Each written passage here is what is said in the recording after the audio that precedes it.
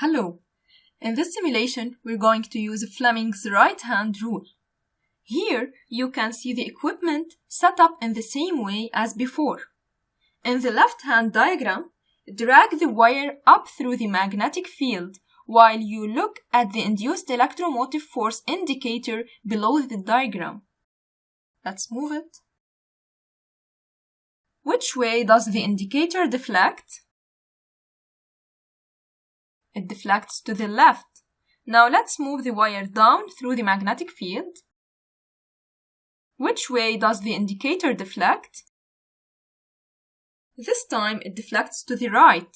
And now let's move the wire upwards through the magnetic field again and leave it above the magnets. Reversing the movement direction seems to reverse the direction of the induced electromotive force. In a complete circuit like this one with a meter, any current that results from the electromotive force would also be reversed. The direction of the induced current can be found using Fleming's right-hand rule. Let's select the right-hand rule to display an image of a hand in which the thumb is in the motion direction, which is upwards. The first finger is in the field direction, which is from left to right, and the second finger is in the induced current direction, which is away from you. Place your right hand in the same shape and direction as in the picture. Use Fleming's right-hand rule to predict the direction of the induced current if the wire is moved downwards.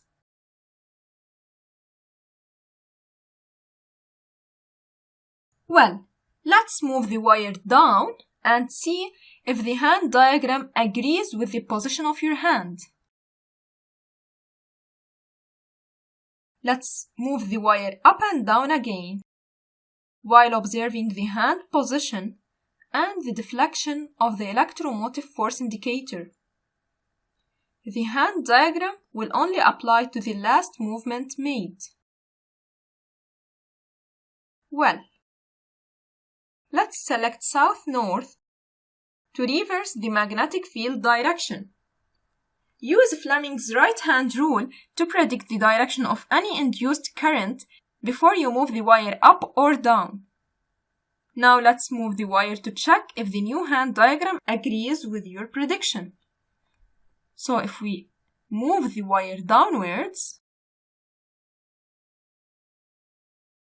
using Fleming's right-hand rule, the thumb, which is in the motion direction, it's pointing downwards. And the first finger, which is in the field direction, is moving from right to left. And the second finger is in the induced current direction, which is away from you. Now let's move the wire upwards. Using Fleming's right-hand rule, we see that the thumb, which is in the motion direction, points upwards, and the first finger, which is in the field direction, is moving from right to left, and the second finger is in the induced current direction, which is towards you. That's all. Thanks for watching.